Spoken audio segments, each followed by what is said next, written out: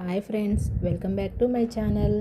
అందరూ ఎలా ఉన్నారండి? నేనైతే చాలా బాగున్నాను. మీరందరూ కూడా బాగుండాలని మనస్ఫూర్తిగా కోరుకుంటున్నాను.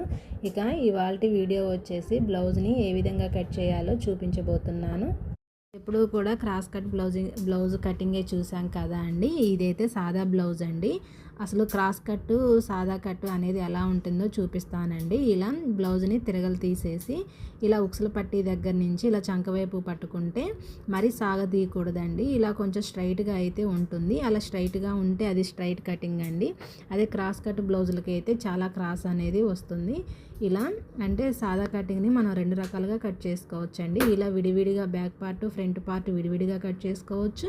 అలాగే బ్యాక్ ఫ్రంట్ ఒకేసారి కూడా కట్ చేసుకోవచ్చు అండి. ఇలా బ్లౌజ్ని బ్యాక్ పార్ట్ అయితే కట్ చేసుకుందాం. ఇప్పుడు ఆది బ్లౌజ్ ప్రకారమే పెట్టుకుందామండి. దీనికి ఖర్చు అయితే ఉంది, నేను ఎక్స్ట్రా ఏమీ పెట్టడం లేదు. సేమ్ బ్లౌజ్ ఎంత ఉందో అంతే పెట్టేశాను. అలాగే బ్యాక్ సైడ్ యొక్క కప్పును కూడా కొలుచుకోవాలి. చేతి పని కోసం ఒక పావించి ఎక్స్ట్రా అయితే పెట్టేసుకొని ఇలా సైడ్ కూడా సేమ్ ఆది బ్లౌజ్ ప్రకారమే పొడవు అయితే పెట్టేసుకోవాలి. ఇప్పుడు బ్లౌజ్ని మొత్తం పొడవు ఏ విధంగా చెక్ చేసుకోవాలో చూద్దాం. షోల్డర్ దగ్గర నుంచి నడుం బెల్ట్ వరకు కూడా చూసుకోవాలండి. మొత్తం నాకు 14 ఇంచులు అయితే వచ్చింది. అలాగే ఆర్మ్ లూజు వచ్చేసి మనకి 5.5 ఇంచులు అయితే ఉందండి. అలాగే షోల్డర్ 3 ఇంచుల పొడవు అయితే ఉంది. ఇప్పుడు క్లాత్ పైన ఈ మెజర్మెంట్స్ అయితే పెట్టుకోవాలి. ఇలా 14 ఇంచులు ఉంది కదండి, ఒక పావించి ఎక్స్ట్రా పెట్టేసుకొని 14.5 ఇంచులతోనైతే మార్కింగ్ చేసుకోవాలి. అలాగే నెక్ వచ్చేసి 2 ఇంచులతో మార్కింగ్ చేసానండి. షోల్డర్ వచ్చేసి 3 ఇంచులతో మార్కింగ్ అయితే చేసుకోవాలి. అలాగే ఇటు సైడ్ మన ఎదురుగా కూడా సేమ్ బ్లౌజ్ పొడవును ఒకసారి చెక్ చేసుకోవాలి. అలాగే చంక లూజు వచ్చేసి 5.5 ఇంచులతో మార్కింగ్ చేశాను.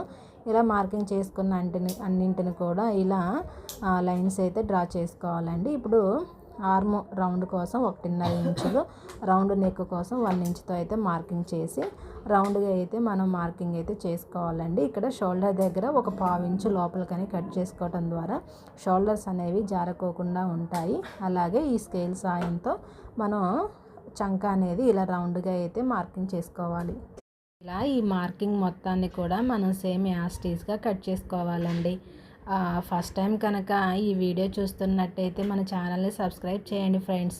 అలాగే ఈ వీడియోకి ఒక చిన్న లైక్ చేసి మీకు ఎలా అనిపించిందో కామెంట్ సెక్షన్లో కామెంట్ చేయండి ఫ్రెండ్స్. నెక్స్ట్ మనం హ్యాండ్స్ అయితే కట్ చేసుకోవాలండి. హ్యాండ్స్ కోసమని ఇలా క్లాత్ని 4 మడతలుగా అయితే వేసుకోవాలి.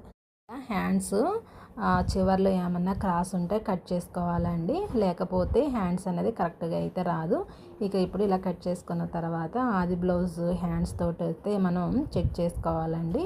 ఇది లైనింగ్ బ్లౌజ్ అండి. నేను కట్ చేసేది మెయిన్ క్లాత్ ఉంది, ఇది లైనింగ్ మాత్రమే.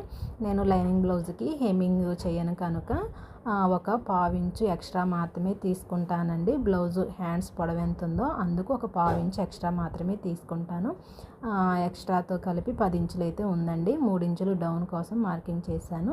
ఇక్కడ హ్యాండ్ రౌండ్ తీయడం కోసం 2 ఇంచులతో మార్కింగ్ చేసేసి ఇలా హ్యాండ్ షేప్ వచ్చేలాగైతే మార్కింగ్ చేసుకొని కట్ చేసుకోవాలి. ఇలా కట్ చేసుకున్న తర్వాత సెంటర్లో ఒక చిన్న టక్స్ అయితే ఇచ్చుకోవాలి. ఇచ్చిన తర్వాత మనం 2 ఇంచులు మార్కింగ్ చేసాం కదా, ఆ మార్కింగ్ దగ్గర నుంచి చివరి వరకు ఒక పావించు లోచంక అనేది తీసుకోవాలి. హ్యాండ్స్ 4 మడతల మీద ఉంది కదా, అది జాయింట్ ఉంది కదా, దానికోసం అనేసి కట్ చేసుకొని మనం లోచంక తీసిన వైపు చిన్న టక్స్ అయితే ఇచ్చుకోవాలి. అవి ఫ్రంట్ సైడ్కి వస్తాయని మనకు అర్థం. తర్వాత నెక్స్ట్ ఫ్రంట్ పార్ట్ని అయితే కట్ చేసుకుందామండి. ఎప్పుడు కూడా బ్యాక్ పార్ట్ సాయంతో ఫ్రంట్ పార్ట్ని అయితే కట్ చేసుకోవాల్సి ఉంటుంది. కస్టమర్ది సాదా కట్ బ్లౌజే అండి, కాకపోతే క్రాస్ కట్టే పెట్టేసి కట్ చేయమని చెప్పారు. అందుకనేసి నేను ఇలా క్రాస్గానే పెట్టేసి మార్కింగ్ అయితే చేశాను. నెక్ తప్ప మిగిలిన పార్ట్ మొత్తం కూడా సేమ్ బ్యాక్ పార్ట్ ఎలా అయితే ఉందో సేమ్ అలానే మనం మార్కింగ్ అయితే చేసుకోవాలి. ఇప్పుడు ఆది బ్లౌజ్ తీసుకొని ఉక్సుల పట్టి వైపు నెక్ ఉంటుంది కదా అండి, ఆ నెక్ వైపు ఉండే పార్ట్ని అయితే మనం మార్కింగ్ అయితే చేసుకోవాలి. ఇక ఇప్పుడు సైడ్ కూడా సేమ్ ఆది బ్లౌజ్ ప్రకారమే మార్కింగ్ అయితే చేసుకోవాలి. షోల్డర్ దగ్గర నుంచి మనం డాట్స్ వేస్తాం కదండి ఫ్రంట్ పార్ట్కి, అక్కడ వరకు చూసుకోవాలి. లేకపోతే మనకి బ్లౌజు ఫ్రంట్ అనేది పైకి లాగినట్టుగా ఉంటుంది. ఖచ్చితంగా పొడవు అనేది చూసుకోవాలి. ఇలా మొత్తం కూడా మార్కింగ్ అయితే చేసేసుకొని ఫ్రంట్ పార్ట్ని అయితే కట్ చేసుకుందాం. ఫ్రంట్ పార్ట్కి చంక వైపు ఇలా లో చంక అనేది ఒక 1/2 ఇంచు లోపలికని కట్ చేసుకోవాలండి. ఎందుకంటే హ్యాండ్స్ మనం లో చంక తీసాం కదా, అందుకని ఫ్రంట్ పార్ట్ కూడా లో చంక అనేది తీయాలి. కంపల్సరీ ఫ్రంట్ పార్ట్కే అండి తీసేది, బ్యాక్ పార్ట్ కాదు. ఇది కంపల్సరీ గుర్తుపెట్టుకోవాలి. ఇలా 3 వైపు కూడా చిన్న టక్స్ అయితే ఇచ్చేసుకొని ఇలా బీస్ ముక్కతో మార్కింగ్ చేసుకుందాం. నెక్స్ట్ మిగిలిన క్లాత్లో మనం నడుంకి బెల్ట్ వేస్తాం కదా అండి, నడుం బెల్ట్ కోసం ఇలా అంచుల వైపు ఉండే క్లాత్ని అయితే కట్ చేసుకుందాము.